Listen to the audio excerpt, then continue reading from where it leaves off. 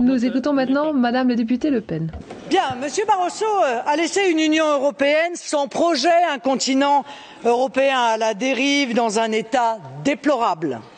Pour sauver l'euro, il a appliqué avec une dureté sans précédent des plans d'austérité aux populations du sud de l'Europe, avec des résultats catastrophiques en termes de chômage, de dette, d'appauvrissement. Alors, Monsieur Juncker, parlons maintenant de votre Commission, institution qui ne repose d'ailleurs sur aucune légitimité populaire. Pour moraliser et réglementer le secteur financier, vous avez nommé Lord Hill, un proche de la City qui a fait la moitié de sa carrière comme lobbyiste, travaillant pour des fonds spéculatifs ou des grandes banques.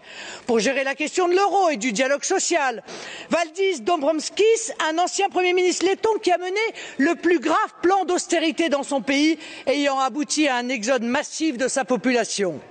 Vous avez nommé Miguel Cañete au portefeuille du climat et de l'énergie. Or, cet homme a des liens très étroits avec deux compagnies pétrolières qu'il a lui-même fondées et que sa famille continue à contrôler. En manquant à ce point d'éthique en politique, d'indépendance vis-à-vis des lobbies, vous humiliez et insultez tous les Européens.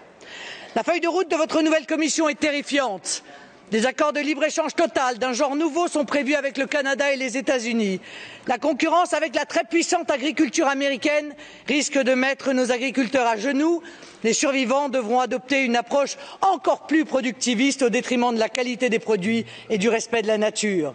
Cet accord alignera toutes les normes, les préférences collectives des Français avec les normes américaines. Enfin, honte à la Commission européenne, elle est en train d'imposer dans ces traités de libre-échange une justice privée pour les multinationales contre les États. Ainsi, vous aurez tout à fait détruit nos vieilles démocraties à la merci des attaques des firmes transnationales. Mais le travail n'est pas terminé, n'est-ce pas?